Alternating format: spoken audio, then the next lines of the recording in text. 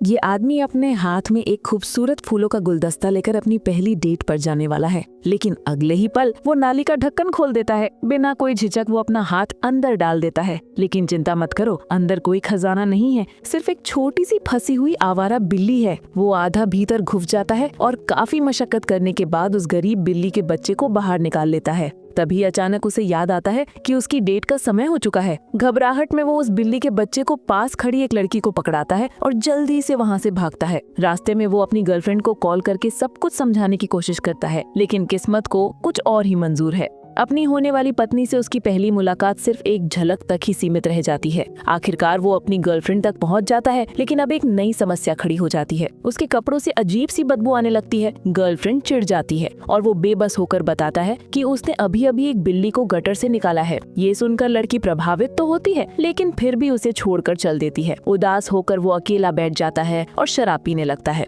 तभी उसकी नजर एक सॉफ्ट टॉय पर पड़ती है और बिना किसी वजह की वो और ज्यादा चिढ़ जाता है। उधर एक दूसरी लड़की को अपनी दोस्त के साथ हो रहे अन्याय के बारे में पता चलता है और वो तुरंत टेरेस की ओर भागती है, लेकिन वहाँ पहुँचते ही उसे एक पल के लिए सांस रुकती सी महसूस होती है। तभी एक छोटा सा गैंग उस पर हमला करने की कोशिश करता है, लेकिन वो एक को शानदार फिल्मी अंदाज में लात मारकर गिरा देती है। फिर एक गर्ल गैंग आती है जो काफी खतरनाक लगती है, लेकिन वो बिना झिझक सभी को पटक देती है। यहाँ तक कि गैंग का बॉस भी बुरी तरह पिट जाता है। टेरेस से नीचे उतरने के बाद वो और उसकी दोस्त सेलिब्रेट करने बाहर जाते हैं, लेकिन उनका मूड तब खराब हो जाता है जब उन्हें पता चलता है कि उनके स्नैक्स गायब हैं। उसी समय दिल टूटा हुआ वही लड़का उस सॉफ्ट टॉय को लेकर वहाँ आ जाता है। लड़कियों में से एक उसे देखते ही खुद को रोक नहीं पाती, उसका दिल तेजी से धड़कने लगता है। लेकिन तभी वो लड़का सॉफ्ट टॉय को डस्टबिन में फेंक देता है, क्योंकि वो उसे अपनी एक्स गर्लफ्रेंड की याद दिला रहा था। उसकी मासूमियत देखकर लड़कियों को एक जबरदस्त आइडिया आता है। वे अपनी सबसे खूबसूरत दोस्त को उसके पास भेजती हैं ताकि उन्हें एक खास पल मिल सके, लेकिन लड़का असहज महसूस करता है और भागने की कोशिश करता है। लड़की उसे रोकती है और उससे खास ब्रांड के स्नैक्स के 3 पैकेट लाने का अनुरोध करती है, लेकिन लड़का साफ मना कर देता है। फिर वो प्यारे से अंदाज में दोबारा कहती है और उसकी मासूमियत देखकर लड़का मान जाता है, लेकिन स्नैक्स लाने की बजाय वो सिर्फ एक पैकेट कैंडी का लेकर आता है। जाने से पहले वो उन्हें सलाह देता है कि वो बेकार चीजों में समय ना गवाएं और अपनी जवानी का पूरा फायदा उठाए। उसकी बात सुनकर लड़की बिल्कुल चुप हो जाती है। फिर पूरी ड्रामेटिक स्टाइल में वो दौड़कर उसके सामने कूद जाती है। बिना 2 बार सोचे वो उसे किस कर देती है। लड़का हैरान रह जाता है और रोकने की कोशिश करता है, लेकिन तब तक बहुत देर हो चुकी होती है। जाते जाते वो उसे एक फ्लाइंग किस भी दे देती है। सच बताओ, कितने लड़के ऐसे फ्लर्ट को संभाल सकते हैं? 3 साल बाद वो लड़का अब एक कन्वीनियंस स्टोर का मालिक बन चुका है, लेकिन समस्या ये है कि वो इतना हैंडसम है कि लड़कियां सिर्फ उसे देखने आती हैं, कुछ खरीदती नहीं। इसी वजह से उसका बिजनेस घाटे में चल रहा है और दुकान में सिर्फ एक्सपायरी प्रोडक्ट्स बचे हैं। ऊपर से उसका पिता बीमार है और वो सब कुछ अकेले संभाल रहा है। मेहनत के बावजूद दुकान चलाना उसके लिए मुश्किल होता जा रहा है। एक रात थककर वो टेबल पर ही सो जाता है। तभी एक खूबसूरत लड़की उसकी दुकान के सामने रुकती है। उसके चेहरे पर प्यारी सी मुस्कान होती है। वो अंदर आती है और काउंटर पर टेबल बजाती है। लड़का घबराकर उठता है और जैसे ही वो उसे देखता है दंग रह जाता है। उसकी खूबसूरती उसे मंत्रमुग्ध कर देती है। फिर लड़की कहती है, मैं स्टोर असिस्टेंट की नौकरी के लिए आई हूँ। लड़का तुरंत होश में आता है और बिना सोचे समझे उसे वेलकम करने के लिए एक ड्रिंक निकाल लेता है, लेकिन जैसे ही वो वेलकमिंग जोन में जाता है उसके सीने में तेज दर्द होता है और तभी उसे याद आता है ये वही लड़की है जिसने 3 साल पहले उसे किस किया था। ये समझते ही डैक्सीन घबरा जाता है। इससे भी बुरा, उसे पता ही नहीं चलता कि जिंग जिंग उसके ठीक पीछे खड़ी है। जब वो उसे देखता है तो सोचता है कि क्या उसे भी उसके बारे में याद है। वो मन ही मन फैसला कर लेता है कि वो इंटरव्यू में उसे रिजेक्ट कर देगा, लेकिन उसकी हैरानी तब बढ़ जाती है जब इंटरव्यू में शिंग हर सवाल का सही जवाब देती है। डैक्सियन उसे देखता है और उसके चेहरे पर बैड गर्ल जैसा टैग दिखाई देता है। उसी पल वो मन में निर्णय कर लेता है। शिंगजिंग देखती है कि डैक्सियन बहुत थका हुआ है, इसलिए वो उसे थकान दूर करने वाली घर की बनी हर्बल चाय देती है। डैक्सियन चाय को सूंघता है, लेकिन पीने में हिचकिचाता है। जिंगजिंग उसकी झिझक समझकर वॉशरूम जाने का बहाना बनाती है। जैसे ही वो जाती है, डैक्सियन चाय के कुछ घूंट पी लेता है। चाय असर दिखाती है और वो सो जाता है। जब वो जागता है तो देखता है कि एक बूढ़ा आदमी नूडल्स खा रहा है और उसकी हमेशा खाली रहने वाली दुकान ग्राहकों से भरी पड़ी है। ये सब शिंगजिंग की वजह से हुआ था, जो अस्थायी कर्मचारी के रूप में काम कर रही थी। लेकिन डैक्सियन फिर भी उसे स्थायी नौकरी नहीं देना चाहता। तब जिंगजिंग सबके सामने रोना शुरू कर देती है और उसका ड्रामा काम कर जाता है। मजबूर होकर डैक्सियन उसे रख लेता है। अगले दिन जब शिंगजिंग काम पर आती है तो वो अपनी मीठी बातों से डैक्सियन की माँ को प्रभावित कर देती है। डैक्सियन हैरान है क्योंकि शिंगजिंग का व्यवहार 22 साल की छात्रा जैसा बिल्कुल नहीं लगता। उसी दिन एक बूढ़ा आदमी दुकान में पैसे बदलने आता है, लेकिन बाद में डैक्सियन नोटिस करता है कि कैश रजिस्टर से 50,000 वॉन गायब हैं। उसे याद आता है कि जिंगजिंग रजिस्टर के पास कुछ छुपा रही थी और उसकी जेब से पैसे झांकते हुए भी उसने देखे थे। तभी वो दुकान का सीसीटीवी चेक करता है, लेकिन फुटेज में सिर्फ शिंगजिंग की पीठ दिखाई देती है। वो उसे फोन करने की कोशिश करता है, लेकिन उसका फोन बंद होता है। डैक्सियन फिर ऑनलाइन खोज करता है और उसे एक समान केस मिलता है।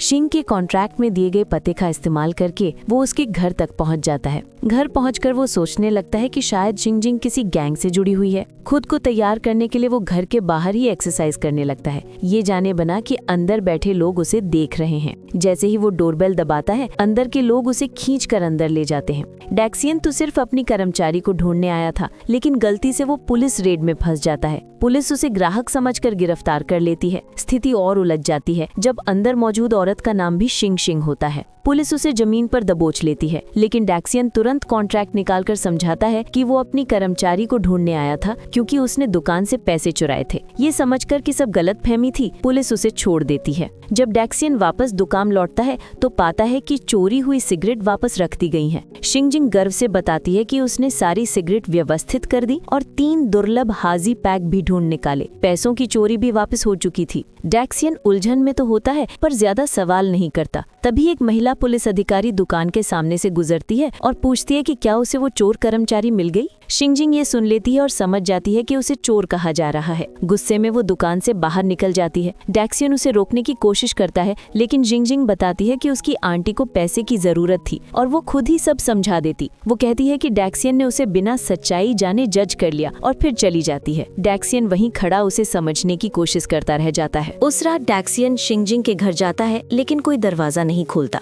अगले दिन जब शिंगजिंग वापस दुकान आती है, डैक्सियन तुरंत उसके लिए बीफ बेंटो बॉक्स लाता है, लेकिन वो उसे पूरी तरह नजरअंदाज कर देती है। उसे सफाई करते देखकर डैक्सियन उसका कपड़ा छीन लेता है और कहता है, मैं दुनिया का सबसे अच्छा माइक्रोवेव क्लीनर हूँ। फिर वो कॉफी मशीन भी साफ कर देता है। सारी सफाई करने के बाद वो देखकर परेशान हो जाता है कि शिंगजिंग तो फोन पर ही व्यस्त है। तंग आकर वो ऊंची आवाज में कहता है, शिंगजिंग, ताकि उसका ध्यान खींच सके। आखिर वो माफी मांगता है, आज जो भी हुआ सब मेरी गलती थी, मुझे माफ कर दो। उसी दिन डैक्सियन अपनी गर्लफ्रेंड को लेने जाता है, लेकिन वो काम का बहाना बनाकर मना कर देती है। डैक्सियन निराश होता है, पर कहता है, ठीक है, बस तुम्हें देख लेना ही काफी है। रात को वो बेसब्री से शिंग की शिफ्ट खत्म होने का इंतजार करता है, लेकिन जैसे ही शिंग अंदर आती है, उसे तेज परफ्यूम की खुशबू आती है। वो सोचती है कि शायद डैक्सियन ने उसके लिए परफ्यूम लगाया है, लेकिन वो आराम से कह देता है, अरे ये मेरी गर्लफ्रेंड की खुशबू है, मैं उससे मिलने जा रहा हूँ। और बिना और बात किए शिफ्ट खत्म होते ही जल्दी से निकल जाता है। जब वो होटल पहुँचता है, डैक्सियन खुश होता है कि वो अपनी गर्लफ्रेंड को इम्प्रेस कर पाएगा, लेकिन अगले ही सेकंड उसे पता चलता है कि वो होटल नहीं बल्कि जिम ले आई है। वो अजीब सी मुस्कान देता है, समझते हुए कि उसने ज्यादा सोचा था। उसकी गर्लफ्रेंड समझ जाती है और कहती है, अगर तुम्हारी स्टैमिना नहीं है तो तुम कुछ नहीं कर पाओगे, इसलिए वर्कआउट करो। ये सुनकर डैक्सियन पूरी ताकत से साइकिल चलाने लगता है। तभी उसके फोन पर शिंग का मैसेज आता है, जिसे उसकी गर्लफ्रेंड देख लेती है। वो पूछती है, किसे इतना खुश होकर टेक्स्ट कर रहे हो? डैक्सियन आराम से कहता है, वो दुकान की पार्ट टाइमर है। तभी उसका दोस्त महा कॉल करता है और बताता है कि शिंगजिंग और उसकी बेस्ट फ्रेंड दुकान में पार्टी कर रही हैं। डैक्सियन तुरंत अपनी गर्लफ्रेंड से कहता है कि उसे जरूरी काम है और वो दुकान की ओर भागता है। गर्लफ्रेंड झुंझलाकर कहती है, हम वर्कआउट कर रहे थे, लेकिन डैक्सियन बस जवाब देता है, मैं तो पहले ही बहुत पसीना बहा चुका हूँ, और बिना और कुछ कहे भाग जाता है। दुकान पहुंचकर वो देखता है कि शिंग अपनी बेस्ट फ्रेंड के सामने शेक ही बघार रही है। स्टोर मैनेजर सारी छोटी मोटी सफाई करता है और हम जो चाहे खा सकते हैं। उसकी दोस्त बहुत प्रभावित होती हैं। डैक्सियन उन्हें देखता है और समझ जाता है कि ये वही लड़कियां हैं जिन्होंने 3 साल पहले उसे परेशान किया था। इस बार वो बदला लेने का फैसला करता है। शिंगजिंग उसे देखकर आराम से कहती है, ओ डैक्सियन, तुम इतनी जल्दी कैसे आ गए? हमने तो अभी खाना भी शुरू नहीं किया था। फिर हंसते हुए पूछती है, वैसे क्या तुम ब्रिटिश हो? ये बोलते ही वो अचानक बेहोश होकर गिर जाती है। डैक्सियन तीनों को डांटता है, लेकिन शिंग की दोस्त तुरंत बात बदल देती हैं। वो कहती हैं कि डैक्सियन को माफी मांगनी चाहिए क्योंकि उसने पहले गलत तरीके से शिंग पर चोरी का आरोप लगाया था। फिर वो उसे शराब का ग्लास देती हैं और कहती हैं, इसे पी लो, हम तुम्हें माफ कर देंगे। पहले तो डैक्सियन हिचकता है, फिर वो उसका मजाक उड़ाती हैं। देखने में तो हैंडसम हो, लेकिन असल में बिल्कुल बेकार। ये सुनकर गुस्से में वो पूरा ग्लास एक ही बार में पी जाता है। उसे ये पता नहीं था कि उसकी गर्लफ्रेंड ये सब छुप कर देख रही है। वो सदमे में होती है कि डैक्सियन उसे इग्नोर करके शिंग और उसकी दोस्तों के साथ शराब पी रहा है। जब डैक्सियन बहुत ज्यादा पी चुका होता है, शिंग की बेस्ट फ्रेंड उसे बताती है कि 3 साल पहले शिंग उसे पसंद करती थी। डैक्सियन हंसकर कहता है, जो हो गया उसे भूल जाओ, आज की रात एंजॉय करते हैं। लेकिन जैसे ही वो एक और घूंट लेता है, वो कुर्सी पर ही बेहोश होकर गिर जाता है। शिंग की दोस्त नोटिस करते हैं कि दोनों एक ही पोज में सो रहे हैं और मजाक में कहती है, देखो कितने प्यारे कपल लग रहे हैं। तभी शिंग उठती है और डैक्सियन को अपने पास सोता देखती है। वो अपनी दोस्तों को देखती है, उनके चेहरे पर शरारती मुस्कान होती है। वे बताती हैं कि उन्होंने डैक्सियन को उसका राज बता दिया कि वो उसे पहले पसंद करती थी। पहले तो शिंग गुस्सा होती है कि उन्होंने बिना पूछे बता दिया, लेकिन जिज्ञासा में वो पूछती है, तो उसने क्या कहा? जिंग धीरे से डैक्सियन को उठाती है और उसे रेस्टरूम तक ले जाती है। उसे इतनी शांति से सोता देखकर वो एक पल के लिए सपनों में खो जाती है। लेकिन जैसे ही वो जाने वाली होती है, डैक्सियन उसका हाथ पकड़ लेता है। उसके शब्द सीधे जिंग के दिल पर असर करते हैं। वो गहरी लाल हो जाती है, खुद को रोक भी नहीं पाती। लेकिन अगले ही पल डैक्सियन अपनी गर्लफ्रेंड का नाम बुदबुदाता है। मीठी सपनीली जिंग अचानक गुस्से से भर जाती है। बिना सोचे वो उसे जोरदार थप्पड़ मारती है और फिर एक और थप्पड़। दूसरी तरफ यांजू पूरी रात सो नहीं पाई। उसके मन में एक ही सवाल घूम रहा था, जो उसने देखा क्या वो सच था या सिर्फ उसकी कल्पना? उसने डैक्सियन को मैसेज करने का सोचा, लेकिन तुरंत डिलीट कर दिया। बहुत सोचने के बाद उसने फैसला किया कि सबसे अच्छा यही होगा कि वो इस बात को यहीं छोड़ दे। अगली सुबह जैसे ही डैक्सियन उठा, उसके चेहरे पर दर्द हो रहा था। जब उसने आईने में देखा तो उसकी नाक से खून बह रहा था। उसे लगा शायद वो कहीं टकरा गया होगा। अपना चेहरा हाथ से ढककर वो बाहर निकला, लेकिन सामने शिंग की ठंडी निगाहें उसका इंतजार कर रही थी। डैक्सियन हैरान था, वो अभी तक यहाँ क्यों थी? जिंग अब भी गुस्से में बोली, तुम सो रहे थे तो मैं कैसे जाती? फिर उसने एक और वार किया, तुम्हें मुझसे कुछ कहना नहीं है? जवाब देने के बजाय डैक्सियन उल्टा उस पर चिल्लाने लगा। जिंग के जाते ही यांजू का मैसेज आता है। उसने उसे डिनर पर बुलाया था। वो चाहती थी कि डैक्सियन अपनी गलती खुद स्वीकार करे, इसलिए उसे एक महंगे रेस्टोरेंट ले गई। डैक्सियन ने इशारों ही इशारों में कहा कि आज उसका मन स्पाइसी खाना खाने का है, लेकिन यांजू ने तुरंत जाल बिछाते हुए कहा, ओह तो तुम्हें हैंगओवर है? डैक्सियन घबराकर बोला, नहीं, बस हफ्ते में 2 बार स्पाइसी खाने का मन कर जाता है। यांजू ने शांत स्वर में कहा, तो पहले क्यों नहीं बताया? खाना तो ऑर्डर हो चुका है। ये सुनकर डैक्सियन पसीना पसीना हो गया। उसे समझ आ गया था कि वो उसे जांच रही है। अजीब माहौल को कम करने के लिए उसने बात बदलने की कोशिश की और पूछा, वैसे तुमने कल रात अपना मैसेज क्यों डिलीट किया? यांजू ने ठंडे अंदाज में जवाब दिया, गलती से भेज दिया था। फिर उसने फिर हमला किया, तो डिनर पर आने से पहले तुम सिर्फ यही पूछने वाले थे कि मैं फ्री हूँ या नहीं? डैक्सियन का दिमाग सुन्न हो गया। वो कुछ ना कह सका और बस चुपचाप खाना खाने लगा और माहौल सामान्य करने के लिए शेफ की तारीफ करने लगा। उधर रात को शिंग को उसकी बेस्ट फ्रेंड ने एक वीडियो भेजा। उसने कहा, इसे देखो, तुम्हारा नजरिया बदल जाएगा। शिंग ने जैसे ही वीडियो चलाया, उसका फोन हाथ से छूटते छूटते बचा। वीडियो में डैक्सियन मजेदार डांस कर रहा था। शिंग जोर से हंस पड़ी और सोचा, वाह, ये सिर्फ स्मार्ट ही नहीं बल्कि अच्छे डांसर भी हैं। डैक्सियन के लिए उसके दिल में नए एहसास उभरने लगे। उस पल वो भी खुद उसके डांस मूव्स कॉपी करने लगी। इसी बीच घर पर डैक्सियन भी फ्रेश होकर मजे में था। अचानक वो कमरे में फुल ऊर्जा के साथ डांस करने लगा। पहले रिदमिक मूव्स, फिर स्मूथ वेव हैंड्स और आखिर में एक ड्रामेटिक सीजर पोज। डांस खत्म करके उसने आराम से फोन उठाया और दुकान का सीसीटीवी चेक किया। जैसे ही उसने देखा कि शिंग बिल्कुल वही स्टेप्स कर रही है, उसके चेहरे पर एक शरारती मुस्कान आ गई। ऐसा लग रहा था जैसे दोनों की हर मूवमेंट सिंक में हो। फिर तो चीजें और भी पागलपन भरी हो गई। अचानक वे दोनों नए आउटफिट्स में एक कन्वीनियंस स्टोर में डिस्को डांस करते दिखाई दिए। डांस खत्म होते ही दोनों ने एक दूसरे को गले लगाए और हल्की सी किस की। तभी छपाक, शिंग का सपना टूट गया। वो घबराकर इधर उधर देखने लगी। ये सब सिर्फ उसकी कल्पना थी, लेकिन एक चीज साफ थी, अब उसका दिल सचमुच डैक्सियन के लिए धड़कने लगा था। इसी समय कुछ गुंडे उसे देख लेते हैं। वे हंसकर उसका मजाक उड़ाते हैं। लगता है पूरी पागल हो गई है और वो कमजोर बूढ़ा डैक्सियन कहाँ है? बिल चुकाते समय वे जानबूझकर ढेर सारे सिक्के जमीन पर गिरा देते हैं। डैक्सियन को परेशानी न हो इसलिए शिंग चुप रहती है, लेकिन गुंडों की बदतमीजी यहीं नहीं रुकती। खाना खत्म करके वे सारा कचरा वहीं छोड़कर चले जाते हैं। शिंग उन्हें विनम्रता से इसे उठाने के लिए कहती है, लेकिन वे उसे नजरअंदाज कर देते हैं। उसकी सहनशीलता खत्म होने वाली थी।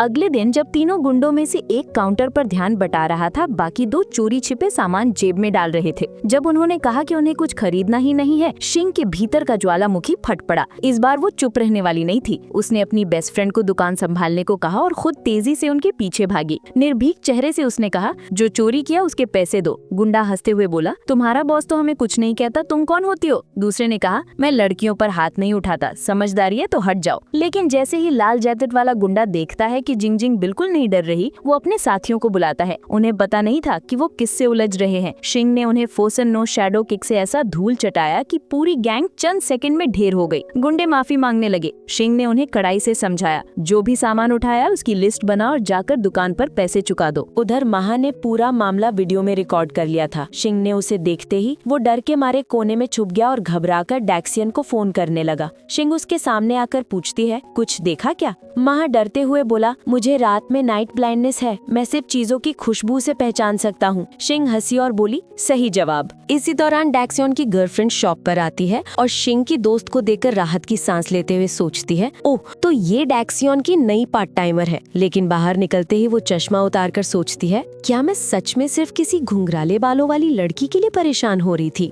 इसी दौरान डैक्सियन बेहद खुश होता है क्योंकि उसने अपनी गर्लफ्रेंड के पिता के जन्मदिन के लिए खास गिफ्ट तैयार किया था। लेकिन जब उसने फोन किया, यांजू ने साफ मना कर दिया, पापा की तबीयत ठीक नहीं है, हम बस साधारण सा सेलिब्रेशन करेंगे। डैक्सियन को लगा साधारण पार्टी होगी, लेकिन सच्चाई बिल्कुल उलट थी। वो देखता है कि यांजू के पिता एक दूसरे आदमी के साथ हंसते बोलते बैठे हैं और उसे शराब के लिए घर बुला रहे हैं। डैक्सियन कोने में छुप जाता है। उसके अंदर गुस्सा, दुख और धोखे का तूफान उठ रहा था। वो देखता है कि उसकी जगह कोई और बैठा है, वही गिफ्ट लेकर जो डैक्सियन ने खास के लिए खरीदा था, पर वो कुछ नहीं कर सकता, बस चुपचाप देखता रहता है। वो सोचने लगता है, क्या ये सब तब से हो रहा था जब वो उसे इग्नोर कर रही थी? वो वापस अपने रियूनियन टेबल पर आता है, लेकिन भीतर से बिल्कुल खाली महसूस करता है। अचानक वो जोर से हंस पड़ता है, जैसे खुद का मजाक उड़ा रहा हो। घर पहुंचकर वो डाउरी ऐप खोलता है, जिसकी सलाह शिंग जिंग ने दी थी अपना दैनिक भाग्य देखने के लिए। भविष्यवाणी में लिखा था, खुशी और दुख साथ आएंगे, और ये बिल्कुल सच साबित होता है। वो पूरी रात शराब में डूबा रहता है, अपने दर्द को भुलाने की कोशिश करता हुआ। अगले दिन सुबह डैक्सियन ने आखिर फैसला किया कि वो यांजू को मैसेज भेजकर पूछेगा कि पिछली रात जो हुआ उसका मतलब क्या था। लेकिन जैसे ही उसने टाइप करना शुरू किया, कुछ छात्र दुकान में प्रवेश कर गए और उसका ध्यान भटक गया। वे सभी उसके साथ ग्रुप फोटो लेना चाहते थे। तभी यांजू का फोन आया। उसने उसे रात के खाने के लिए बुलाया। डैक्सियन थोड़ा परेशान हुआ क्योंकि वे छात्र ही दोपहर के एकमात्र ग्राहक थे। लेकिन उसने माँ से कहा कि वो अगले दिन दोगुना मेहनत करेगा, अभी उसे डिनर पर जाना पड़ेगा। उसकी माँ उलझन भरी नजर से उसे देखते हुए दुकान संभालती रही। उस रात हॉटपॉट रेस्टोरेंट में यांजू ने किसी भी तरह का खेल नहीं खेला। उसने सीधे कहा कि उसे कुछ स्पष्ट करना है। डैक्सियन कुछ कहने ही वाला था कि यांजू ने बात बीच में रोक दी। चंजुन और मैं बचपन के दोस्त हैं। मैं उसे सिर्फ एक अच्छे दोस्त की तरह देखती हूँ, गलत मत समझना। ये सुनकर डैक्सियन के दिल से एक भारी बोझ उतर गया। उसने हंसकर कहा, हाँ मैं तुम पर भरोसा करता हूँ। लेकिन अंदर ही अंदर वो खुशी से झूम रहा था। गलतफहमी दूर होने के बाद दोनों हाथ पकड़कर सड़कों पर घूमने लगे। रास्ते में एक नया नाइट क्लब दिखा तो डैक्सियन उत्साहित होकर बोला, चलो अंदर चलते हैं। अंदर सब ठीक था, लेकिन जैसे ही यांजू वॉशरूम गई, उसकी मुलाकात एक गुंडे जैसी दिखने वाली लड़की फॉक्स मास्क गर्ल से हुई, जो रास्ता रोककर खड़ी थी। उसने बदतमीजी से कहा, जल्दी जाना है तो मेरी नीचे से रेंग कर निकल जाओ। यांजू ने गुस्से में उसका हाथ झटक दिया और वॉशरूम में चली गई। फॉक्स मास्क गर्ल को ये बिल्कुल पसंद नहीं आया। वापस आकर यांजू ने तुरंत ये इल्जाम शिंग पर डाल दिया। वो भी इन लड़कियों से मिली हुई है। बिना किसी सबूत या शिंग की बात सुने डैक्सियन ने भी उस पर भरोसा करना बंद कर दिया। वो बस बोला, अब से अपना ध्यान रखना, और यांजू के साथ वहाँ से चला गया। शिंग का दिल पूरी तरह टूट चुका था। यांजू को घर छोड़ते समय वो बोली, मुझे लगता है शिंग दुकान से निकाल देना चाहिए, वो वहाँ काम करने के लायक नहीं है। डैक्सियन हिचकिचाया क्योंकि वो पहले भी शिंग को गलत समझ चुका था, लेकिन यांजू ने जोर देकर कहा, इस बारे में गंभीरता से सोचो, और ड्रामेटिक अंदाज में चली गई। जब डैक्सियन दुकान लौट कर आया, महा ने उसे बुलाकर कहा, भाई क्या तुम सच देखना चाहते हो? उसने सीसीटीवी फुटेज दिखाया जिसमें साफ दिखाई दे रहा था कि क्लब में लड़कियों को शिंग ने ही बचाया था। डैक्सियन हैरान रह गया, क्या मैंने फिर से उसे गलत समझ लिया? उसने स्टाफ रूम में शिंग की यूनिफॉर्म देखी और गहरी सांस ली। तभी उसकी नजर शिंग की पर्सनल नोटबुक पर पड़ी। हर पेज पर दुकान की छोटी छोटी बातें, उसके नोट्स और यादें भरी हुई थी। ये उसके लिए सिर्फ नौकरी नहीं थी, ये उसकी जिंदगी का खास हिस्सा बन चुका था। तभी दुकान की घंटी बजी। अंदर शिंग की बेस्ट फ्रेंड आई। वो पूरे एटीट्यूड में बोली, क्या तुम्हें शर्म नहीं आती? बिना वजह शिंग पर इल्जाम लगा दिया। इस बार तो उसने तुम्हारी गर्लफ्रेंड की जान बचाई है, तुम्हें उसका शुक्रिया अदा करना चाहिए। ये सुनकर डैक्सियन का दिल और ज्यादा पछतावे से भर गया। वो बिना समय गवाए बाहर दौड़ता है और टैक्सी रोकने की कोशिश करता है, लेकिन सभी टैक्सियां भरी होती हैं या कहते हैं कि वो उस दिशा में नहीं जा रही। वो झुंझला कर कहता है, आज मेरी किस्मत इतनी खराब क्यों है? तभी बिल्कुल फिल्मी अंदाज में शिंग शिंग स्कूटर पर उसके पास से गुजरती है, लेकिन डैक्सियन उसे देख ही नहीं पाता। उसने ठान लिया कि वो शिंग से मिलकर माफी जरूर मांगेगा। बाथरूम वाले गलतफहमी के बाद वो चाहता था कि शिंग उसे माफ कर दे। उसने एक तरीका निकाला, अगर तुम गुस्से में हो तो मुझे मार लो। शिंग ने पूछा, सच में? मुझे पूरी इजाजत है? डैक्सियन आत्मविश्वास से बोला, हाँ बिल्कुल। और फिर जो हुआ वो ऐतिहासिक था। शिंग ने एक कदम पीछे लिया और इतनी जोर की हाई किक मारी कि डैक्सियन हवा में उछलकर पूरे 100 मीटर दूर जाकर गिरा। सचमुच हैंडसम तो है, पर लड़ाई में बिल्कुल जीरो। उधर दुकान में हालत खराब थी। माँ ने सुबह कुछ गलत खा लिया था और बार बार बाथरूम भाग रहा था। ग्राहक लाइन में खड़े थे और काउंटर पर कोई नहीं था। सब चिढ़ रहे थे। तभी सही समय पर शिंग शिंग दुकान में दाखिल हुई। माँ ने एक सेकंड भी बर्बाद नहीं किया। उसने यूनिफॉर्म उतारी और कहा, अब सब तुम्हारे हवाले, और सीधा बाथरूम भाग गया। उस दिन डैक्सियन और उसके परिवार ने दुकान का सेल्स रिपोर्ट देखा तो दंग रह गए। दुकान की कमाई 3 गुना हो चुकी थी। सब खुशी से झूम उठे। डैक्सियन की माँ बोली, ये सब शिंग शिंग की वजह से है। तभी डैक्सियन के फोन पर नोटिफिकेशन आया। शिंग को एम्प्लॉय ऑफ द मंथ चुना गया था। वो इतना खुशी से भर गया कि उसकी बोलने की शक्ति ही गड़बड़ा गई। उसके पिता ने फोन लेकर तस्वीर जूम की और पूरा परिवार जीत कर नाच करने लगा। माँ तो खुशी में गाना गाने लगी। ऐसा लग रहा था कि अब तो दूसरा ब्रांच खोल देने का समय आ गया है। रात की शिफ्ट में जब शिंग आई, डैक्सियन पूरी ड्रामेटिक स्टाइल में उसके सामने खड़ा हुआ और बोला, गेस करो, तुम इस महीने की बेस्ट एम्प्लॉय बनी हो। वो डांस करने लगा और अपनी तरह से जश्न मनाया। शिंग अंदर से बहुत खुश थी, लेकिन चेहरे पर कंट्रोल रखने की कोशिश करती रही। उसने पूछा कि क्या डैक्सियन को उससे कुछ कहना था। डैक्सियन, जो उसे निकालने की बात नहीं करना चाहता था, तुरंत बात बदल देता है। शिंग को लगता है कि ये सेलिब्रेशन बहुत छोटा है। वो मजाक में कहती है कि क्या वो उसे उठाकर सेलिब्रेट कर सकता है। डैक्सियन मना करता है और मुड़कर जाने लगता है। शिंग उसके पीछे भागती है। कम से कम मुझे पीठ पर तो उठा लो। डैक्सियन उसे टोकता है कि ज्यादा मत बढ़ो, लेकिन तभी वो हैरान रह जाती है। डैक्सियन उसे एक सुंदर फूलों का बुके देता है। शिंग जिंग बिल्कुल शॉक में थी। उसे उम्मीद नहीं थी कि डैक्सियन उसे फूल देगा, वो भी उसके पसंदीदा पिंक रोजेस। डैक्सियन बताता है कि ये फूल कृतज्ञता और ईमानदारी का प्रतीक है। उसे ये नहीं पता था कि ये प्रेम का वादा भी दर्शाते हैं।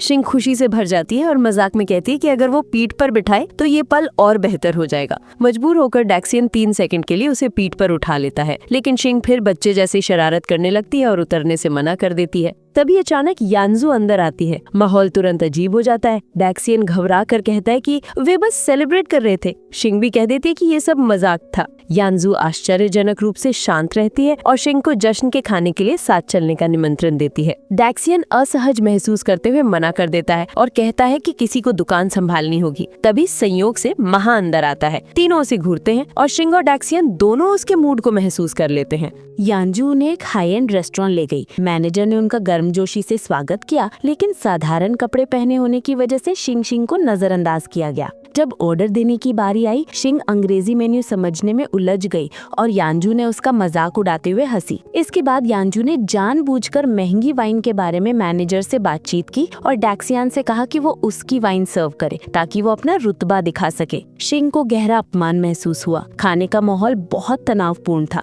और डैक्सियन पूरी तरह असहज था।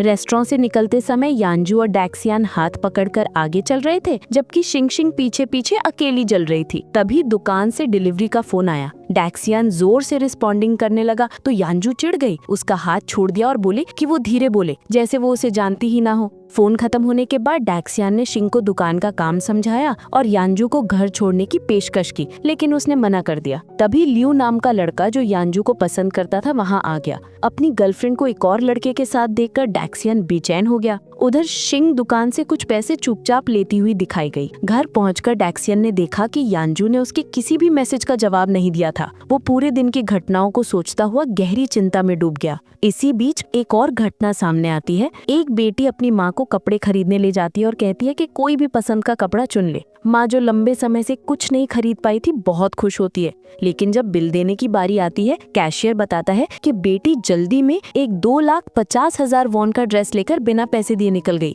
धोखा महसूस कर माँ खुद पैसे देती है। घर पहुंचकर जब वो बेटी को नया ड्रेस पहने देखती है तो वो और गुस्सा हो जाती है। इसी बीच उसका पति नए कपड़े पहनकर कहता है कि ये तो उनके बेटे ने गिफ्ट किए हैं, जिससे माँ और भड़क उठती है। उधर डैक्सियन जो उस समय दुकान लौट रहा था, अनजाने में इस गुस्से का निशाना बन जाता है। खुद को बेटी से धोखा खाया हुआ और बेटे द्वारा नजरअंदाज महसूस करने वाली माँ टूट जाती है। वो इंटरव्यू देने से मना कर देती है। थोड़ी देर बाद शिंगजिंग दुकान पर आती है। उसे महीने के बेस्ट एम्प्लॉय का इंटरव्यू दिया जाना था। इंटरव्यू शिंग के लिए था, लेकिन डैक्सियन का परिवार उससे ज्यादा खुश और उत्साहित था। इंटरव्यू खत्म होते ही रिपोर्टर ने डैक्सियन से कहा कि वो प्रमोशनल फोटो लें जिसमें शिंग उसकी पीठ पर बैठी हो। डैक्सियन झिझक गया। उसे डर था कि अगर यांजी ने ये देखा तो गलत समझ लेगी, लेकिन परिवार ने जोर दिया कि ये दुकान की भलाई के लिए है। आखिरकार वो मान गया, ये सुनिश्चित करने के बाद कि फोटो सिर्फ अंदरूनी इस्तेमाल के लिए होगी। रात को डैक्सियन का परिवार शिंग के साथ जश्न मनाने लगा। कुछ देर बाद डैक्सियन को फोटो मिली और उसने देखा कि उसे क्रॉप किया गया है। घबराकर उसने रिपोर्टर को फोन किया और पता चला कि वो फोटो सोशल मीडिया पर पोस्ट होने वाली है। यांजू उसे जरूर देखेगी। डैक्सियन ने उसे कॉल करने की कोशिश की, लेकिन उसने उठाया नहीं। उधर यांजू ने फोटो देखकर शराब पीना शुरू कर दिया ताकि उसे अपने गुस्से और दर्द से राहत मिल सके। डैक्सियन जो उससे संपर्क नहीं कर पा रहा था, उसके घर के बाहर इंतजार करने लगा। तभी उसने देखा कि यांजू को ली शू नाम का लड़का, जो उसे बचपन से पसंद करता था, गोद में उठाकर घर ले जा रहा है और घुमा रहा है। डैक्सियन का दिल टूट गया। 3 साल के रिश्ते में जहां उसे कभी घर के अंदर आने तक की इजाजत नहीं मिली, वहीं ली शू बड़ी आसानी से अंदर चला गया। ये देखकर डैक्सियन का दिल दर्द से भर गया और वो चुपचाप वहां से लौट आया। दिल टूटे हुए वो दुकान की ओर लौट रहा था कि उसी समय शिंग दुकान की मेज साफ कर रही थी। तभी पीछे से कोई उसके सिर पर डंडा मारता है और वो बेहोश हो जाती है। हमला करने वाले वही रेड लाइट ग्रीन लाइट वाले 3 गुंडर थे। वे डर गए कि कहीं लड़की मर न गई हो और भाग निकले। डैक्सियन जो उसी रास्ते से गुजर रहा था, उनकी घबराई बातें सुनकर समझ गया कि कुछ गड़बड़ है। ये वही गुंडे थे जिन्हें शिंग ने पहले सबक सिखाया था। वो तुरंत दुकान लौटा और देखा कि शिंग बेहोश पड़ी है। वो उसे उठाकर तुरंत अस्पताल ले गया। डॉक्टर ने बताया कि उसकी अपेंडिक्स फट चुकी है और तुरंत सर्जरी करनी पड़ेगी। डैक्सियन हक्का बक्का था। अगले दिन शिंग की दोस्त अस्पताल पहुंची और उसे ठीक देखकर रोने लगी। फिर उसे डांटा कि उसने इतनी बड़ी बात क्यों छुपाई। अगर वे गलती से माँ को पीटने दुकान न गई होती तो उन्हें पता ही नहीं चलता कि शिंग को क्या हुआ है। दोस्तों को शांत करने के बाद उन्होंने शिंग की छोटी बहन यिनशैंग को खबर दी। यिनशैंग जो उसे अजय समझती थी, तस्वीरें देखकर डर गई और तुरंत उन रेड लाइट ग्रीन लाइट वाली लड़कियों को ढूंढकर लाल बालों वाली को नाखून से खरोंच दिया। लाल बालों वाली ने पलटवार करने की कोशिश की, लेकिन यिनशैंग ने उसे गिरा दिया। तभी हरी बालों वाली मदद करने आई, लेकिन शिंग की दोस्तों ने यिन का साथ देते हुए उसे रोक लिया। त्रमजोर पड़ते देख वो तिकड़ी बैकअप बुलाती है। उनके एक गुंडे ने यिनशैंग को गलत तरीके से छूने की कोशिश की और उसे तुरंत तमाचा पड़ा। वो भड़क गया और हमला करने ही वाला था कि जिंग स्केटबोर्ड पर वहां पहुंच गई। दोस्तों ने उसे सब बता दिया था। जिंग को देखते ही तिकड़ी पीछे हट गई, लेकिन गुंडे मजाक उड़ाने लगे। जिंग शांत रही। उसने उन्हें आसानी से हरा दिया। तिकड़ी भाग गई और शिंग की दोस्त खुशी से उसके चारों ओर नाचने लगी। उधर यांजू की माँ डैक्सियन के परिवार की जांच करते हुए दुकान पहुंची। उसने 1 मिलियन वॉन का सामान मंगाया और घर पर डिलीवरी की मांग की। डैक्सियन के पिता ने ऑर्डर स्वीकार कर लिया। जब डैक्सियन लौटा तो वो इतना बड़ा ऑर्डर देखकर हैरान था। पिता ने गर्व से कहा कि उन्होंने ये ग्राहक खुद बनाया है। डैक्सियन बहस नहीं करना चाहता था, इसलिए उसने सोचा कि शायद ये ग्राहक लंबे समय तक उनसे खरीदारी करे, लेकिन उसे मालूम नहीं था कि क्या होने वाला है। वो सामान लेकर यांजू के घर पहुंचा और दरवाजा खुलते ही दंग रह गया। ये यांजू का घर था। यांजू की माँ ने उसे टिप दी और उसके सामने ही उसे अपमानित किया। यांजू ने कुछ नहीं कहा। डैक्सियन शर्मिंदा होकर चुपचाप चला गया। फिर यांजू की माँ ने नौकरों से कहा कि सारा सामान फेंक दो। ये देखकर यांजू को अपनी गलती समझ आई और उसने डैक्सियन को फोन किया कि उसकी माँ की हरकतों को दिल पर ना ले। डैक्सियन ने कहा तो था कि उसे फर्क नहीं पड़ा, लेकिन साफ दिख रहा था कि वो टूट चुका है। वो पुल पर जाकर सोचने लगा कि कैसे उसकी इज्जत को रौंदा गया और यांजू ने कुछ नहीं किया। 3 साल में उसने कभी अपने परिवार से मिलवाया क्यों नहीं, अब ये समझ आ गया। उसकी आंखें भर आईं। इसी बीच यांजू बार बार उसे कॉल कर रही थी, लेकिन वो फोन नहीं उठा रहा था। वो दुकान पहुंची जहां डैक्सियन की माँ ने बताया कि वो वहां नहीं है, शायद अस्पताल में शिंग से मिलने गया हो। यांजू तेजी से अस्पताल पहुंची, लेकिन कमरे में उसे सिर्फ शिंग मिली। उसने तुरंत फैसला किया कि अब उसे कुछ करना होगा। उसने शिंग से कहा कि उसके आने के बाद से वो और डैन लगातार गलतफहमियों में उलझकर लड़ते रहे हैं। ये सुनकर शिंग को अपराध बोध महसूस हुआ और उसने अपनी नौकरी छोड़ने का फैसला कर लिया। अगले दिन डैक्सियन परेशान था कि शिंग ने अचानक क्यों छोड़ा, लेकिन शिंग ने समझाया कि वो पहले से ही नौकरी छोड़ना चाहती थी। वो सिर्फ ये साबित करना चाहती थी कि वो बुरी इंसान नहीं है, इसलिए रुकी रही। दुकान छोड़ने के बाद शिंग ने अपनी छोटी बहन की देखभाल करने के लिए दिन में खाना डिलीवर करने लगी और रात में रेस्टोरेंट पे प्रमोशन का काम करने लगी। लेकिन किस्मत उसके साथ नहीं थी। एक दिन जब वो घर लौटी तो उसने देखा कि लोग उनका सामान पैक कर रहे थे। मकान मालिक ने उन्हें धोखा दिया था और उन्हें तुरंत घर खाली करना पड़ा। बेघर हुई शिंग और उसकी बहन ने एक रात सोना में गुजारी। उसकी बहन ने शिंग को उसकी मेहनत और देखभाल के लिए धन्यवाद दिया और कहा कि वो एक दिन सब चुका देगी। ये सुनकर शिंग का मन थोड़ा हल्का हुआ, लेकिन अगली सुबह उसकी बहन गायब थी। वो एक नोट छोड़कर भाग गई थी और उनके सारे पैसे भी साथ ले गई थी। ये देखकर शिंग टूट गई और रोने लगी। उसी रात डैन की माँ को पता चला कि दुकान की पार्ट टाइम लड़की धोखा खाकर सोना में रह रही है। चिंता में वो उसे ढूंढने के लिए तुरंत वहाँ पहुँच गई। उधर डैन ने अपनी और यांजू की तीसरी सालगिरह पर उसे ओपेरा के लिए बुलाया, लेकिन यांजू बेचैन थी क्योंकि उसने पहले ही एक डायरेक्टर का निमंत्रण स्वीकार कर लिया था। वो डैन को सीधे मना नहीं कर सकी और अगले दिन फोन करके बोली कि कंपनी में एक बहुत जरूरी क्लाइंट आ गया है, इसलिए वो नहीं आ पाएगी। डैन दुखी हुआ, लेकिन उसने कहा कि कोई बात नहीं। उस रात डैन अकेले ओपेरा हॉल में बैठा अजीब महसूस कर रहा था। उसे पता नहीं था कि उसी जगह यांजू भी मौजूद है, डायरेक्टर और क्लाइंट के साथ। घर लौटते समय डैन ने घर में किसी के चलने की आवाज सुनी। उसने देखा कि एक सफेद कपड़ों में लड़की नीचे आ रही है। वो घबरा गया, लेकिन तुरंत समझ गया कि ये शिंग है। उसकी माँ ने बताया कि वो शिंग को उसके हालात देखकर घर ले आई है। डैन डर गया कि यांजू गलत समझेगी, लेकिन उसकी माँ ने उसकी बात नहीं सुनी। अगले दिन डैन ने महंगे म्यूजिकल टिकट खरीदे ताकि यांजू के साथ ओपेरा मिस होने की भरपाई कर सके। उसने यांजू को फोन करके खुशखबरी दी। रात में वो दोनों थिएटर गए, लेकिन सीट खराब होने के कारण डैन बार बार माफी मांगता रहा। यांजू ने कहा कि उसे फर्क नहीं पड़ता, लेकिन उसके चेहरे से साफ लग रहा था कि वो खुश नहीं है। शो के बाद डैन ने उसे डायरेक्टर से मिलने का वीआईपी पास देकर चौंका दिया। पहचान छिपाने के लिए यांजू ने मास्क पहन लिया। उसी समय ली शू ने उसे देख लिया। फोटो लेने के बाद डैन ने पूछा कि क्या वो कहीं और जाएंगे, लेकिन यांजू ने कहा कि वो ठीक महसूस नहीं कर रही और बिना कुछ कहे टैक्सी लेकर चली गई। डैन अकेला वहीं खड़ा रह गया और महसूस किया कि उनका रिश्ता धीरे धीरे खत्म हो रहा है। थकी हुई यांजू एक बार में चली गई जहाँ जाओली शू, जो उसे पसंद करता था, ने उसको सांत्वना दी। उधर डैन बार बार यांजू को कॉल करता रहा, लेकिन वो फोन नहीं उठा रही थी। उसे पता नहीं था कि वो किसी और की बाहों में थी। उधर शिंग को मेयर का फोन आया कि वो बिक्री प्रतियोगिता में विजेता बनी है। मन ना होते हुए भी वो कंपनी पुरस्कार लेने गई। लिफ्ट में उसकी मुलाकात यांजू से हुई। दोनों ने औपचारिक अभिवादन किया, लेकिन माहौल में तनाव था। पुरस्कार समारोह में शिंग ने चैंपियन की यूनिफॉर्म पहनी, नकद इनाम लिया और म्यूजिकल टिकट भी। पुरस्कार देने वाला डायरेक्टर शियो था।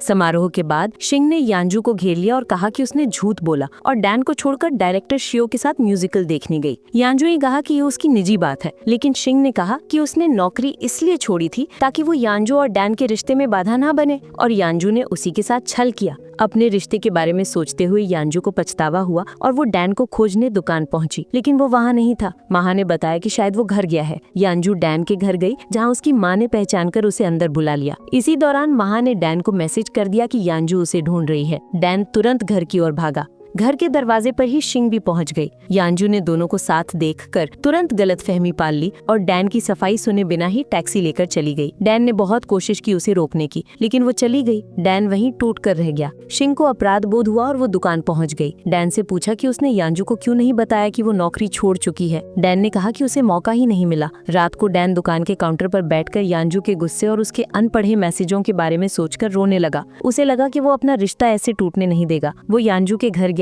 वहाँ की माँ को बताया कि वो यांजू का बॉयफ्रेंड है और उनसे अनुरोध किया कि वो उनके रिश्ते में दखल न दे। यांजू की माँ ने ऊपर ऊपर हाँ कर दी, लेकिन अंदर ही अंदर उसने डैन के परिवार की जांच शुरू कर दी। उसने डैन की माँ को फोन करके महंगा बीमा करवाने का प्रस्ताव दिया। डैन की माँ खुश हो गई, ये जाने बिना कि यांजू की माँ उसके बेटे का मजाक उड़ा रही थी। इसके अलावा यांजू की माँ ने डैन के पिता को यांजू का ड्राइवर बना दिया और भारी वेतन दिया। ये जानकर डैन के पिता को अजीब लगा। रात को डैन का परिवार इस अच्छी खबर का जश्न मना रहा था, लेकिन डैन मुस्कुरा भी नहीं पा रहा था। अगले दिन यांजू ने डैन को मैसेज किया मिलने के लिए। वे ओगोडियाना गए, जहां यांजू ने बिना किसी भाव के रिश्ता खत्म कर दिया। डैन ने बहुत कोशिश की उसे रोकने की, लेकिन यांजू पीछे मुड़कर भी नहीं देखी। वो डायरेक्टर शियो की लग्जरी कार में बैठकर चली गई। टूटा हुआ डैन दुकान लौटा। उसकी माँ को ब्रेकअप के बारे में पता नहीं था। उसने कहा कि डैन यांजू से उसका जन्म समय पूछ ले। डैन ने मुस्कुराकर उसे भेज दिया और काउंटर पर बैठकर अपनी हार महसूस करता रहा। अगले दिन यांजू की माँ ने उसे कंपनी में ऊंचा पद दे दिया और सच बताया कि वो बड़े शेयर होल्डर की बेटी है। ये सुनकर डैन को एहसास हुआ कि उसकी गर्लफ्रेंड अमीर घर की वारिस थी। वो खुद को धोखा खाया हुआ महसूस कर रहा था। उसने यांजू से पूछा कि उसने अपनी पहचान क्यों छुपाई। यांजू ने उल्टा उससे ही दोषी ठहराया कि वो शिंग के साथ उलझा हुआ था। डैन हैरान रह गया। तभी उसने अपने पिता को देखा, जो अब यांजू का ड्राइवर था। ये देखकर वो टूट गया और यांजू पर गुस्सा किया कि वो उनके बीच की सामाजिक दूरी को बार बार दिखाती है। यांजू बिना जवाब दिए चली गई। डैन भी दिल टूट कर निकल गया। उसकी माँ, जो सब देख रही थी, अंदर से बिखर गई। वो बीमा पॉलिसी फाइनल करने के बहाने यांजू के घर पहुंची और अपनी सारी हिम्मत जुटाकर कहा, आपकी बेटी का बॉयफ्रेंड भी किसी का कीमती बच्चा है, पैसे देखकर उसे मत आंकिए। उधर डैन के पिता ने अपने बेटी का दर्द देखकर ड्राइवर की नौकरी छोड़ दी और घर लौटकर अपनी पत्नी के लिए उसके पसंदीदा चिकन फीट लेकर आया। दोनों ने चुपचाप खाना खाया, शराब पी, बिना कहे एक दूसरे को संभालते हुए। डैन दिल टूटे हुए समुद्र के किनारे बैठा था और दर्द भूलने के लिए शराब पी रहा था। तभी शिंग सूरज की किरण की तरह वहां आ गई। डैन को लगा कि वो नशे में है और कुछ गलत देख रहा है, इसलिए उसने शिंग का गाल हल्के से दबाकर देखने की कोशिश की। शिंग को बुरा नहीं लगा। उसने चुपचाप उसकी सारी बातें सुनी और उसके साथ बैठकर पीती रही। जिस आदमी से वो सालों से प्यार करती थी, उसे बच्चे की तरह रोते हुए देखकर उसका दिल टूट गया। उसने नशे में धुत डैन को होटल तक पहुंचाया, उसे सुलाया और धीरे धीरे अपने दिल की बात कह दी। उसने बताया कि बचपन में जब डैन ने उसकी जान बचाई थी, तब से वो उससे प्यार करती है। पूरे 10 साल से जब डैन ने अपनी कन्वीनियंस स्टोर खोली तो किस्मत ने उन्हें फिर मिलाया। शिंग रोज उस दुकान के सामने से सिर्फ उसे देखने के लिए गुजरती थी। बारिश हो, धूप हो, कोई भी मौसम हो, उसने सालों तक उसे दूर से ही चाहा था। एक दिन यांजू काम के सिलसिले में दुकान आई। डैन के साथ उसकी मुलाकात थोड़ी अजीब और असहज रही। यांजू ने बताया कि डैन एक प्रमोशनल वीडियो शूट करने वाला है, लेकिन डैन उत्साहित नहीं दिखा और जल्दी निकल गया। शूट के दिन डैन और शिंग ने बेहद खूबसूरत तालमेल के साथ काम किया। उनकी केमिस्ट्री साफ दिख रही थी। दूर खड़ी यांजू को जलन हुई। शूट के दौरान डैन की पुराने सुपरवाइजर से बहस हो गई। ये सुनकर यांजू डायरेक्टर शियो को लेकर माफी मांगने आई। डैन ने शालीनता से सिर झुका दिया, लेकिन शिंग ने तुरंत उसका हाथ पकड़कर उसे सीधा किया। वो नहीं चाहती थी कि डैन किसी के आगे झुके। उसने सबके सामने कहा कि अगर कोई डैन को परेशान करेगा तो वो उसकी ढाल बनकर खड़ी रहेगी। शूट के बाद यांजू ने डायरेक्टर शियो को फोन किया और शिकायत की कि डैन कंपनी में फिट नहीं बैठता। तभी डैन की माँ ने ये बात सुन ली और यांजू को डांट दिया। यांजू शर्मिंदा रह गई। इधर प्रमोशन वीडियो वायरल हो गया और दुकान की बिक्री बढ़ गई। कंपनी में शियो पांग ने यांजू की क्षमताओं की तारीफ की और साथ ही डैन को बहुत कूल कहकर छेड़ा भी। बातों बातों में शियो पांग से एक बड़ी गलती हो गई। उसने पुराना राज खोल दिया। यांजू को शक हुआ तो उसने पुराने रिकॉर्ड देखे और पाया कि एक प्रोजेक्ट में डैन का नाम जिम्मेदार व्यक्ति के रूप में लिखा था, जबकि वो प्रोजेक्ट यांजू ने संभाला था। दबाव में शियो पांग ने सच्चाई बता दी। 3 साल पहले जब यांजू से काम में गलती हुई थी, डायरेक्टर शियो ने डैन को धमकाया था और कहा था कि वो गलती अपने सिर ले ले ताकि यांजू की नौकरी बच सके। यानी 3 साल पहले डैन ने अपनी गर्लफ्रेंड की रक्षा करने के लिए खुद पर झूठा आरोप ले लिया था और आज वही लड़की उसे धोखा दे रही थी। सच जानकर यांजू को गहरा पछतावा हुआ और उसने डैन को वापस पाने का फैसला किया। वो उसी रात डैन के पास गई और पूछा कि उसने कभी उसे सच्चाई क्यों नहीं बताई। वो रो पड़ी और डैन को गले लगाया, लेकिन डैन ने उसे दूर कर दिया और कहा कि वो अपनी जिंदगी में आगे बढ़ चुका है। यांजू ने हार नहीं मानी। उसने कंपनी के चेयरमैन से कहा कि डैन को फ्रेंचाइज डिवीजन में कंसल्टेंट बनाया जाए। चेयरमैन ने मंजूरी दे दी और यांजू ये खबर देने दुकान पहुंची। डैन ने खुद को ऐसे बड़े पद के लिए योग्य नहीं बताया और विनम्रता से मना कर दिया। यांजू ने बहुत समझाया, लेकिन डैन ने दृढ़ता से कहा कि उसे शिंग की शिफ्ट देखनी है और वो नहीं चाहता कि शिंग कोई गलतफहमी पाल ले। यांजू मायूस होकर चली गई। बाद में वो डैन के घर के बाहर इंतजार करती रही। डैन की माँ आई तो उसने उन्हें नमस्कार किया, लेकिन वो अब भी ठंडी थी। यांजू ने कंपनी के ऑफर के बारे में बताया और ये सुनते ही माँ खुश हो गई। उन्होंने कहा कि वो डैन से बात करेंगी, वो मना नहीं करेगा। ये सुनकर यांजू खुश हो गई। तभी शिंग बाहर आई। उसे देखते ही डैन की माँ का पूरा भाव बदल गया। उनके चेहरे पर ममता और प्यार झलकने लगा, जैसे वो अपनी ही बेटी हो। यांजू असहज हो गई क्योंकि तुलना साफ दिखाई दे रही थी। जैसे ही माँ अंदर गई, शिंग और यांजू के बीच तनाव साफ महसूस होने लगा। माँ के दबाव में आकर डैन ने कंपनी ज्वाइन कर ली, लेकिन अंदर से वो खुश नहीं था। फिर भी पहले ही दिन उसने इतनी समझदारी से काम किया कि सब प्रभावित हुए। यांजू उसकी बुद्धिमानी देखकर फिर से उसकी ओर आकर्षित होने लगी। शाम को डैन ने फूलों की दुकान से एक गुलदस्ता खरीदा। उसके चेहरे पर खुशी थी, लेकिन जैसे ही वो दुकान पहुंचा उसे थोड़ी घबराहट हुई। उसने शिंग को अंदर देखा और धीरे से दरवाजा खोला। उसी समय यांजू अपनी कार में बैठकर डैन की यादों में खोई हुई थी। उसे अचानक अपने ब्रेकअप पर पछतावा हुआ। उसने तुरंत ड्राइवर से कहा कि कार घुमाकर दुकान ले चले, लेकिन दुकान पर पहुंचकर उसने जो देखा उससे वो समझ गई कि उसकी जगह कोई और ले चुका है। शिंग और डैन दोनों खुश नजर आ रहे थे। ये दृश्य देख यांजू ने चुपचाप वहाँ से चले जाना ही बेहतर समझा, लेकिन वो हार मानने वालों में नहीं थी। उसने तुरंत अपनी माँ को फोन किया और बार में मिलने बुलाया। उसने कहा, मैं डैन को हर हाल में वापस पाऊंगी। अगला दिन डैन का आधिकारिक पहला दिन था। यांजू ने जानबूझकर खुद को उसकी पार्टनर बनवाया। उन्हें एक स्टोर का निरीक्षण करने भेजा गया, लेकिन स्टोर मैनेजर को वे पसंद नहीं आए। उसने सीधे कहा, हमें यहाँ कॉर्पोरेट वालों की जरूरत नहीं। फिर उसने यांजू को धक्का देने की कोशिश की, लेकिन डैन ने फौरन उसे पकड़कर बचाया और इस चक्कर में उसकी कलाई चोटिल हो गई। जब शिंग को डैन के घायल होने की खबर मिली तो वो बिना सोचे अस्पताल भागी। कमरे में पहुंचते ही उसने देखा कि यांजू पहले से मौजूद थी। गुस्से में शिंग ने उसे तुरंत दूर हटा दिया। यांजू ने चालाकी से कहा, वो मेरी वजह से घायल हुआ है, इसीलिए मैं उसकी देखभाल कर रही हूँ। तभी डैन होश में आया और सबसे पहले शिंग से पूछा, तुम्हारा एग्जाम कैसा गया? यांजू को उसने सिर्फ औपचारिक हेलो कहा। ये देखकर यांजू को अजीब सा एहसास हुआ, जलन और निराशा। वो एक मजबूर मुस्कान के साथ कमरे से निकल गई, लेकिन बाहर जाते समय उसने डैन और शिंग को बातें करते सुना। उसका दिल और भारी हो गया। कुछ दिनों बाद यांजू दुकान में एक नया कॉन्ट्रैक्ट लेकर आई। उसने घोषणा की कि दुकान को कंपनी का डायरेक्ट आउटलेट बना दिया जाएगा। हम नया मैनेजर लाएंगे और शिंग को असिस्टेंट मैनेजर बनाएंगे, उसने औपचारिक तौर पर कहा। लेकिन उसका असली मकसद कुछ और था। वो डैन को वापस पाना चाहती थी। तभी डैन को एक जरूरी कॉल आया और वो जल्दी से बाहर चला गया। यांजू तुरंत उसकी माँ को मनाने लगी, उसकी जमकर तारीफ की और उन्हें एक महंगा उपहार दिया। माँ बहुत खुश हुई। ये सब देखकर शिंग के मन में बेचैनी होने लगी। वो चुपचाप बाहर चली गई, लेकिन यांजू उसका पीछा करते हुए बोली, देखा, मैं जो चाहती हूँ वो हासिल कर लेती हूँ। उस रात यांजू ने सीधे डैन की माँ को डिनर पर बुलाया। माँ, जो पहले ही उसकी बातों से प्रभावित हो चुकी थी, मना नहीं कर सकी। डिनर के दौरान जब माँ ने थोड़ी शराब पी तो उन्होंने यांजू की खूब तारीफ की। फिर सीधे बोली, डैन, तुम्हें यांजू के साथ बस सेटल हो जाना चाहिए, वही तुम्हारे लिए सबसे अच्छी है। नशे में माँ ने यांजू को गले लगा लिया और उसे अपनी मंजूरी दे दी। शिंग ये सब चुपचाप देख रही थी। उसके मन में कई भाव थे, दुख, निराशा और बेबसी। जब डैन ने यांजू को घर छोड़ने के बाद वापस आया, शिंग ने उसकी माँ का ध्यान रखने की कोशिश की, लेकिन शराबी हालत में माँ ने उसे यांजू कहकर बुला लिया। ये सुनते ही शिंग का दिल टूट गया, लेकिन वो माँ की इज्जत करते हुए बस झूठी मुस्कान दे सकी और अपने दर्द को दबा लिया। ये सब देखकर डैन पहली बार अपनी माँ से उलझ गया। उसे समझ नहीं आया कि माँ की राय इतनी जल्दी कैसे बदल गई, सिर्फ यांजू के चालाक व्यवहार के कारण। माँ ने उसे फिर दबाव दिया, तुम्हें उसी के साथ सेटल होना चाहिए। लेकिन डैन ने ठान लिया था कि वो अपने पुराने रिश्ते में वापस नहीं जाएगा। उसने माँ से साफ कहा, मैं अपना फैसला नहीं बदलूंगा। माँ और बेटे में पहली बार इतनी बड़ी लड़ाई हुई और उनके रिश्ते में दरार आ गई, और अब डैन आखिरी फैसला लेने वाला था। अगले दिन डैन ने यांजू को डिनर पर बुलाया। वहाँ उसने साफ साफ कह दिया कि उनका कोई भविष्य नहीं है, वो आगे बढ़ चुका है और यांजू को भी अपनी जिंदगी में आगे बढ़ जाना चाहिए। उसकी बात इतनी सीधी थी कि यांजू कुछ कह नहीं पाई, जैसे शब्द गले में अटक गए हों। अगले दिन शिंग हमेशा की तरह दुकान पहुंच गई, लेकिन नए मैनेजर और नई कर्मचारी के बुरे व्यवहार ने उसका पूरा दिन खराब कर दिया। नया मोटा मैनेजर, चबी बॉस और छोटी बालों वाली लड़की दोनों ही बेवजह रूखे और बदतमीज थे। छोटी बालों वाली लड़की ने शिंग का हाथ ठंडेपन से मिलाया और उसे डराने की कोशिश की, लेकिन शिंग ने तुरंत जवाब दे दिया,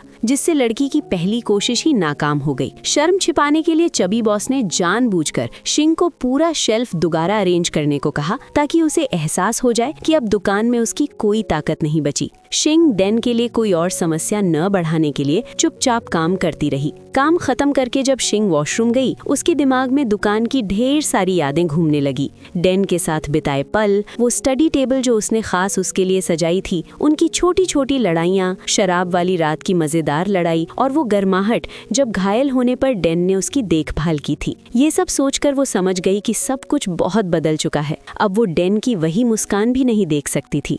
टूटे दिल से शिंग घर लौटी, जहां उसने डैन की माँ को उदास बैठे देखा। उसने पूछा कि क्या हुआ, और माँ ने बताया कि डैन पहली बार उनसे लड़ गया और वो समझ नहीं पा रही थी कि बेटे के लिए जो उन्हें सबसे सही लगता था वो कैसे गलत हो सकता है। शिंग समझ गई कि माँ सिर्फ डैन का भला चाहती है। उसने सोचा कि अगर माँ बेटे का रिश्ता ठीक करना ही डैन के लिए सबसे अच्छा है तो उसे इसका समर्थन करना चाहिए। रात के खाने पर उसने डैन को माँ से माफी मांगने के लिए मनाने की कोशिश की, लेकिन इस बार डैन झुकना नहीं चाहता था। शिंग ने उसे देखा और समझ गई अगर डैन को अपना भविष्य बनाना है उसे आगे बढ़ना होगा, और अगर वो आगे बढ़ रहा है तो शायद उसका यहाँ रहना डैन के लिए रुकावट बन जाए। यही सोचकर उसने आखिरकार जाने का फैसला किया।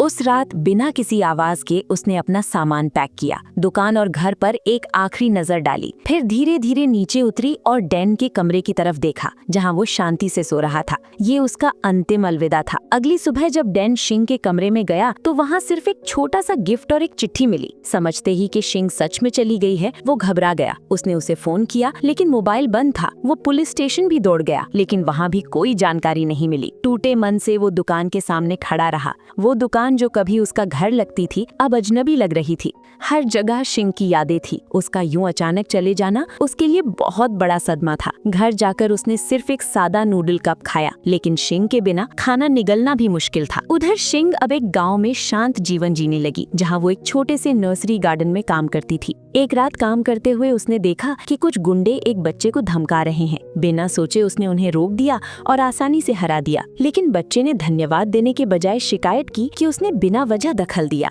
इसी समय महा अपनी गर्लफ्रेंड को अपने गांव ले जा रहा था। वो गर्लफ्रेंड और कोई नहीं बल्कि शिंग की सबसे अच्छी दोस्त जीन फेई थी। जो लड़की पहले सिर्फ मजे करती थी अब महा से गहरी जुड़ गई थी। और सबसे बड़ा ट्विस्ट ये था कि महा, जो हमेशा आलसी और बेफिक्र दिखता था, असल में एक छुपा हुआ अमीर वारिस था। उसका घर इतना बड़ा था कि जीन फेई दंग रह गई। घर किसी महल से कम नहीं था। महा का पिता अब आधिकारिक तौर पर उन्हें घर लाने की योजना बना रहा था, लेकिन महा ने चुपचाप लोकेशन ट्रैक की और बिना बताए उस जगह गया जहां शिंग थी। जैसे ही उसे यकीन हुआ कि वो वहीं है, उसने तुरंत डैन को फोन किया। डैन पूरी रफ्तार से वहां पहुंचा। उसे देखते ही उसके मन में तूफान उठ गया। वो सबसे महत्वपूर्ण इंसान को फिर खोना नहीं चाहता था। शिंग भी अंदर से भावुक हुई, लेकिन उसने अपने फैसले को याद करते हुए दूर जाने की कोशिश की। तभी पिछले रात के घायल गुंडे अपने बॉस के साथ बदला लेने पहुंच गए। डैन ने हीरो बनने की कोशिश की, लेकिन पहले ही किक में वो जमीन पर गिर पड़ा। सुंदर तो था लेकिन लड़ने में बिल्कुल बेकार। ये देखकर शिंग पूरी गुस्सा मोड में चली गई। उसने एक तौलिए को हथियार बना लिया और पलक झपकते ही सारे गुंडों को गिरा दिया।